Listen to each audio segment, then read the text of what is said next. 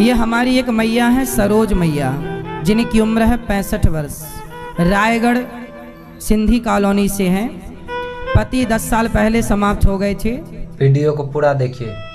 इनका एक बेटा हुआ था जो कि इन्होंने बचपन में ही किसी को दे दिया था। मैया से बात कराओ। ओ भाई, अपना बेटा किसी और मैया को दे आपका दिया। बेटा हुआ था तो किससे दे दिया था आपने? वीडियो में बने रहे, पूरा देखिए। हाँ, अच्छा लगा तो लाइक कमेंट शेयर कीजिएगा भाई। आप वीडियो को पूरा देखिए। उनको बिना बाल बच्चा नहीं था। किसको दिया था बेटा आपने? मेरी देवरानी। आपको, आपकी देवरानी को आपने अपना बेटा दे दिया? जी। तो उनके उसके बच्चा नहीं था इसलिए? उनके बच्चे पैदा हुए ही नहीं। फिर से ही मेरा देवर खत्म हो गया। फिर उसके बाद मेरा लड़का को मैं ले दी। तो आपने अपने बेटे को दे दिया? जी। ओ भाई, अपना फिर बेटा को दे अपना दिया। जियो खाओ। फिर आपका बेटा दूसरा हुआ? नहीं, मेरे पास 3 बच्चा थे ना, 3 लड़का थे मेरे को। हाँ। तो 3 लड़का में 2 लड़का मेरा खत्म हो गया। ओ अच्छा, भाई, 2 खत्म हो एक गए। 22 साल का खत्म हुआ और एक 12 साल का खत्म और हुआ। जो दे दिया था वो है? जी। वो है, देख वो लो है। भाई। जी। अब आपके पास फिर बेटा नहीं है। नहीं तो है। फिर आप गौरी गोपाल आश्रम क्यों आ गए?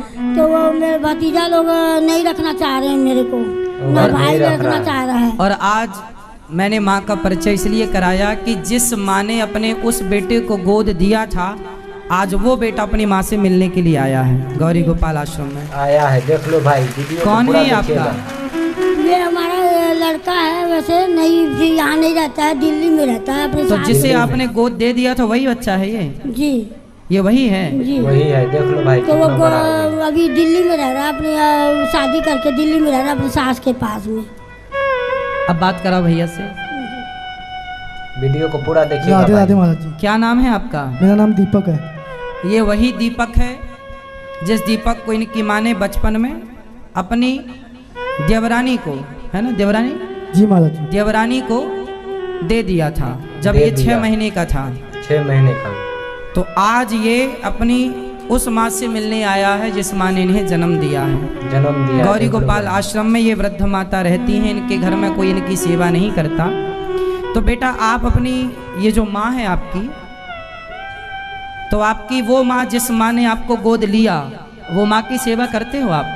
महाराज जी, वो भी मेरी नहीं सुनती हैं। वो हरियाणा में एक भिवानी के शहर में रहती हैं अकेली। उनको मैं बोल बोल के थक चुका हूँ कि यहाँ आ जाओ। जब मेरे पास अपना किराए का मकान था ना, तब भी मैंने उनको इतना बोला कि यहाँ आ जाओ, मैं आपकी सेवा करूँगा, साथ में रहो, मिलते रहो। लेकिन उन्होंने अपने भाइयों के चक्कर में मेरे से मतलब बिल्कुल ही अलग से सब कुछ। चलिए, वो अपना व्यवहार उनकी जगह है, पर आप और- उनके प्रति श्रद्धा रखिएगा। सही बात है भाई। मैं उनके प्रति अपनी श्रद्धा रखता हूँ और मैं रखता हर है। 15 दिन में उनको देखने जाता हूँ। झाड़ू पोछा जो मेरे से बन पड़ता है, जो मेरे से सेवा होती है, मैं उनकी करता हूँ महाराज जी। अब करता है आपके भाई। पास 2 जिम्मेदारी हैं। एक तो उस माँ की जिम्मेदारी जिसने आपको गोद लिया, गोद लिया। और एक उस माँ की जिम्मेदारी जिसने आपको गोद दिया, जिसने जन्म दिया। जन्म तो दिया। आपकी अब 2 माँ हो गई, और 2 माँ हैं तो दोनों की जिम्मेदारी आपकी सही हुई कि बात है नहीं? भाई। जी महाराज जी। तो ये जो माँ है, इनकी जिम्मेदारी, ये तो जन्म देने वाली माँ है। चलो, वो माँ किसी कारणवश ठीक है, उनकी भी सेवा करो, उनमें भी श्रद्धा रखो। पर ये आपकी जो जन्म देने वाली माँ है, इनमें भी आपको श्रद्धा रखनी है और सेवा करनी है। महाराज जी, मैं इस चीज़ के लिए तत्पर हूँ, लेकिन अभी के लिए मैं मजबूर हूँ क्योंकि मेरे पास अपना आसरा नहीं है। आपके पास अपना आसरा नहीं है? मैं नहीं है। खुद अपने ससुराल में रह रहा हूँ अच्छा। और वही लोग मुझे सपोर्ट कर रहे हैं। मेरे कोविड के दौरान मेरे को नुकसान लग गया था करीब 10-15 लाख का, और मैं उससे उभर नहीं पाया हूँ। मैं नौकरी कर रहा हूँ 20-25 हज़ार रुपये की। ठीक है, नौकरी करिए, बिजनेस नौकरी कर करिए, रहा है। पैसा कमाइए, परिवार का पेट भरिए, परंतु अपनी माँ को ना भूलिएगा। गरीबी अमीरी तो आएगी, आएगी। सही बात है। समय तो ऐसा तक आया हरिश्चंद्र को कि बाजार में बिकना पड़ा। बिकना पड़ा। ये तो समय है, बनता और बिगड़ता रहेगा। सही बात है लेकिन भाई। इस समय में, जब समय अच्छा है हमारा, तब हमने माँ की सेवा की, और जब समय बिगड़ा तो माँ को घर से निकाल दिया। ये तो कोई बात नहीं हुई ना। सही बात है। मेरे भाई, समय वीडियो बिगड़ा को पूरा है, देखिए। उस समय भी नमक रोटी खाएंगे, पर अपने धर्म का पालन करेंगे, सेवा तो करेंगे ना अपनी माँ की। महाराज जी, मैं जो हम खाते हैं वही खिलाएंगे। और ससुराल में क्यों रहना। ठीक है, आपकी मजबूरी है अलग विषय, पर मैं आपका भाई होने के नाते, क्योंकि जिस माँ ने आपको जन्म दिया वो माँ गौरी गोपाल आश्रम में रह रही हैं, तो वो मेरी भी माँ हुई, इस नाते से आप मेरे बड़े भैया हो गए।